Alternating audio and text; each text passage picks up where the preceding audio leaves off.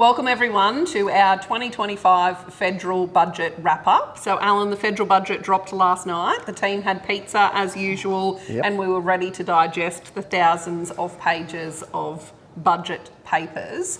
And I've got to say to you, it was absolutely riveting. Not.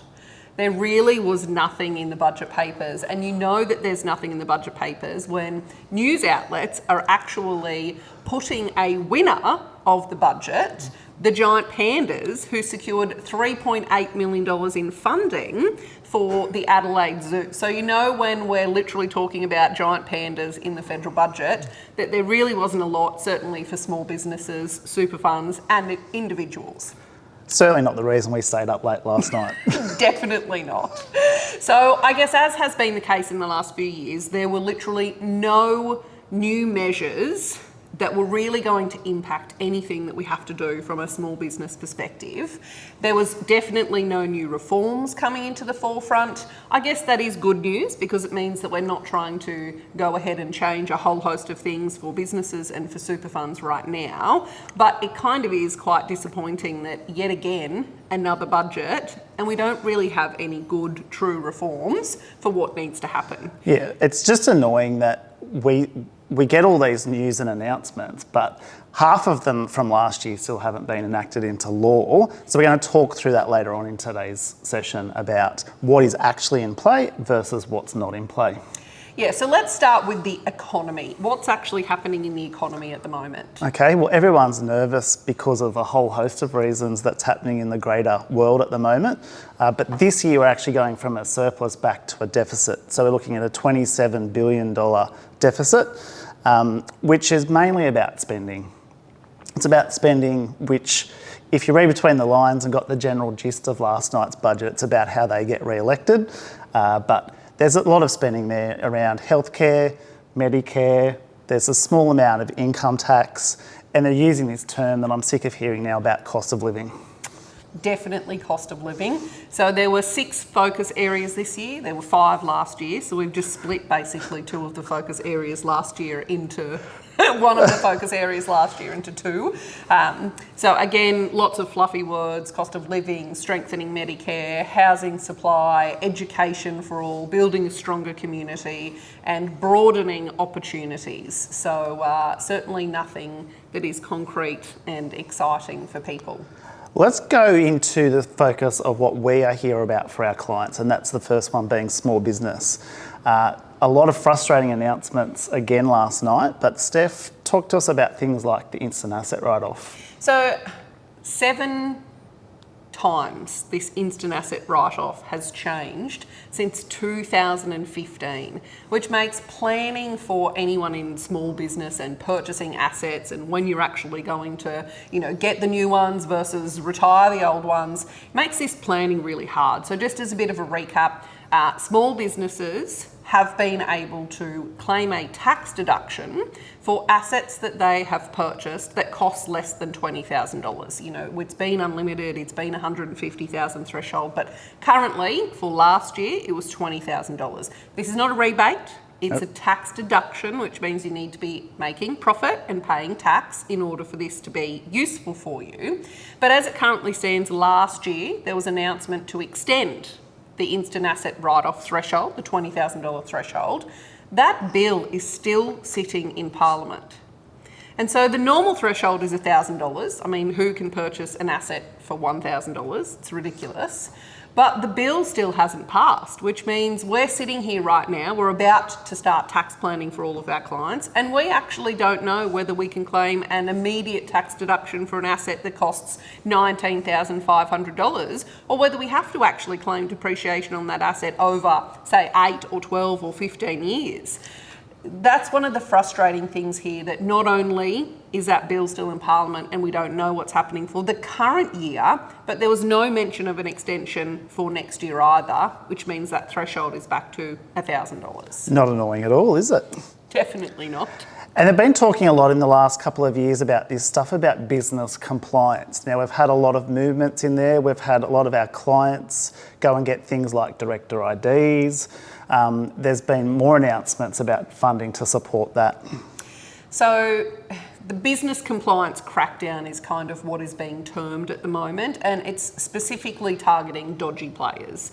So everyone who is a director of a company had to go through that horrendous process of getting a director ID, and literally nothing happened with that. Well, the good news is there's $207 million of funding that's basically been given to take the director ID to the next phase, and the ultimate aim is to ensure that dodgy directors aren't just liquidating 10 companies and just continuously doing the cycle where they don't pay creditors, they don't pay those small businesses that they're working with, and therefore they get the benefit. So a sum of money that is going to make director IDs back into the forefront and hopefully worthwhile going through that process. There's also $3 million to ASIC to crack down on illegal phoenixing, which is basically similarly trying to dodge paying debts, and then another $155 million for the shadow economy that is really about data matching and the capabilities for that data matching, and it's designed to focus on people who are underreporting income, think the cash economy style situations, but also to make sure tax and super is paid on time. So we're going to see an enormous amount of additional activity from the ATO in this area, where people really need to be focused on paying those tax and super debts on time. And then there was another announcement last night for targeting employers who are trying to control employees and leaving the business. Talk about that. Yeah, so this is called a non-compete clause ban. So if you have an employee who earns less than $175,000 in a year, you will no longer be able to put into an employment contract a non-compete clause. So the government said that this is going to be absolutely amazing for productivity and amazing for entrepreneurship. On the other hand, there's the Small Business Commission and a whole host of people who are really saying, well, hang on a minute, if I have an employee and I've trained them in a really, really specific way in an industry that is quite niche, I have no protections now. I might have trained this employee for 5 years, and a big competitor can come in, offer whatever they can as a big employer, and I have no protections. So expect to see a lot of media about this, I think, in the short to medium term, but certainly something to be mindful of if you do have those non-compete clauses in your employment contracts. Now, Alan, Yes. Tell me what happened for self-managed super funds and superannuation. Nothing. Absolutely nothing. Second year in a row.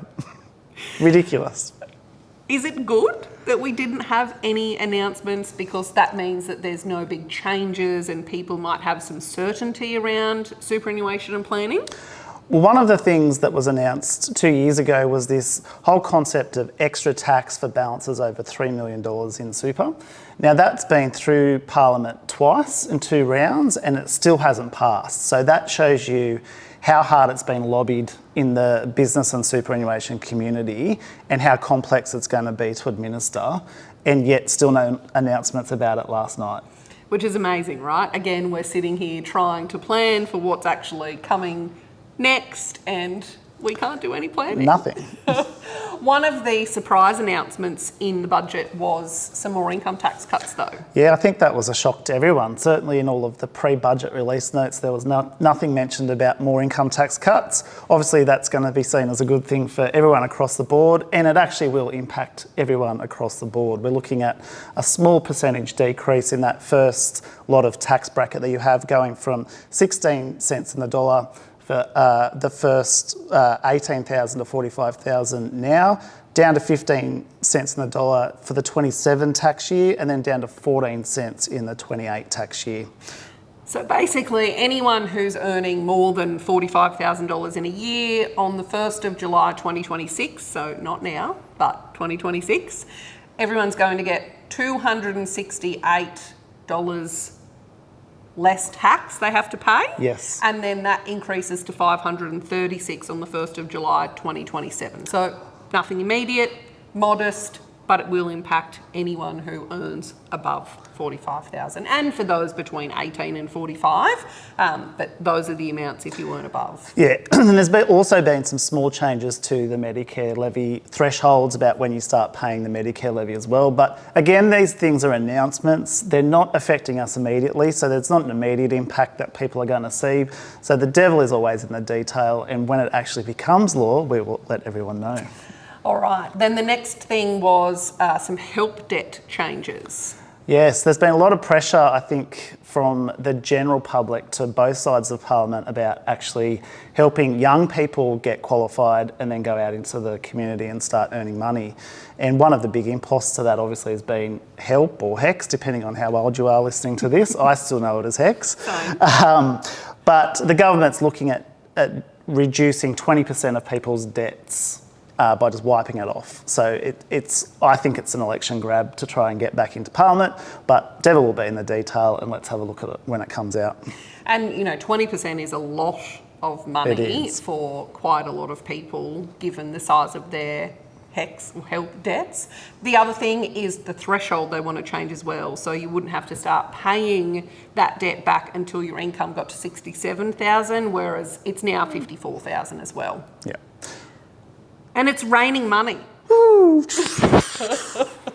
The energy bill rebate says that households and small businesses, don't forget about the businesses, are going to get $150 off their energy bill. So this won't be given to you. It's just a rebate directly off the bill, and is going to happen in two $75 instalments between now and 31 December. And just a continuation of the previous announcements that have been going on already. I'm sure everyone remembers exactly getting their credits for their energy bills as well. And the government also had that announcement last year about the Help to Buy scheme. So they're trying to basically help the first home buyers who don't have enough equity saved to try and get into that housing market and basically stop renting.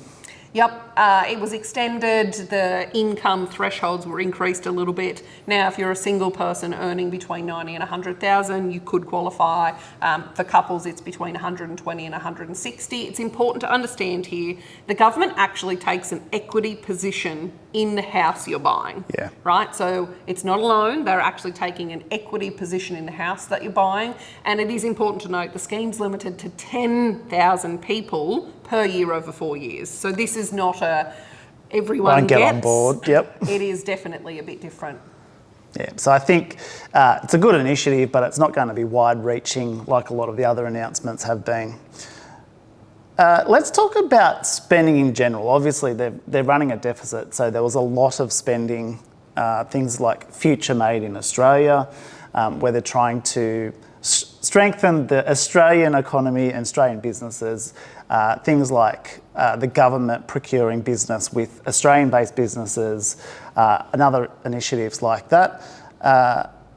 Again, there was not a lot of detail in how that's going to come about, so we'll keep an eye on that, and as it unfolds, we'll let you know. Yeah, there'll definitely be more updates for that. There's been some money set aside for the Clean Energy Corporation and those types of organisations who can do everything from loans to grants to equity positions to, running everything that needs to happen in between. But it is really a focus on our internal capability, and you've probably heard over the last few weeks the government actually saying everyone should be buying Australian again, because that's what they're trying to get to happen for our internal economy as well. So in terms of announcements, that was the large chunk of last night. That's how skinny it was on the detail. But we thought we'd take this opportunity to go back over the prior announcements, the ones that we know are actually in or out, and let you know where those things are up to. So I think one of the big things, particularly for small business people, but it impacts everyone, is superannuation. It's obviously a passion of mine. And there's been two things about super that are important that people need to know. So we've got the payment of super on payday. So that's basically saying instead of an employer having to pay super every quarter, they're looking at bringing that forward to paying it every pay run. Now that doesn't start till the 1st of July next year. So it's coming, but it's not here yet. But it's important because people that are in business need to plan that in their cash flow, because as the super guarantee amount increases, it's actually a big cash flow impact on a business. And it's not only that cash flow, but it's actually building that into your internal processes as well. We know for a lot of small businesses, especially people who have salaried and wages employees, having to do single touch payroll and physically lodge to the ATO every single time payroll needed to be paid was a big burden for some people when it first came in. And Payday Super is just going to be an extra piece of red tape that needs to be done. We're still awaiting what the final legislation and terms will completely look like, but it is important for people to understand.